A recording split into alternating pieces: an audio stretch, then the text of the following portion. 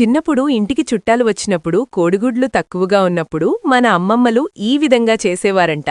తక్కువ కోడిగుడ్లతో ఎక్కువ ఆమ్లెట్లు వేసుకోవచ్చు. టేస్ట్లో అయితే ఏమాత్రం తగ్గేదే లేదు. రెసిపీ చూసేద్దామా? ముందుగా ఉల్లిపాయలు, పచ్చిమిరపకాయలను, కొత్తిమీర, కరివేపాకును సన్నగా కట్ చేసి పెట్టుకోవాలి. తగినంత శనగపిండిని తీసుకుని దానిలో పసుపుని వేసి, టేస్ట్కి తగినంత సాల్ట్ని, చిల్లీ పౌడర్ని వేసుకుని, ఉల్లిపాయ, పచ్చిమిర్చి, కొత్తిమీర, కరివేపాకును వేసుకుని బాగా కలుపుకోవాలి.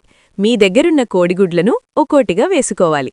హ్యాండ్తోనే బాగా కలుపుకోవాలి. అలా కలుపుకోవడం వల్ల ఉల్లిపాయ, పచ్చిమిర్చిలో ఉన్న ఫ్లేవర్స్ జ్యూసీగా వస్తాయి. కొంచెం వాటర్ని స్ప్రింకిల్ చేసుకుని కలుపుకోవచ్చు. బ్యాటర్ బాగా గట్టిగా, బాగా పలచగా ఉండకుండా చూసుకోండి. పాన్ వేడెక్కాక ఆయిల్ వేసుకుని ఆమ్లెట్లు వేసుకోవడమే. ఆమ్లెట్ వేసేటప్పుడు స్టవ్లో లో ఫ్లేమ్లో పెట్టి వేసుకోండి.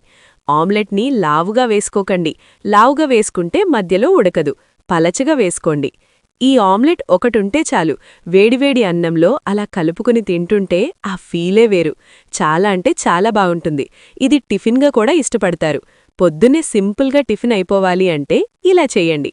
డైలీ ఇదే కావాలని అడుగుతారు. వీడియో నచ్చితే లైక్ చేసి సబ్స్క్రైబ్ చేసుకోవచ్చు కదా.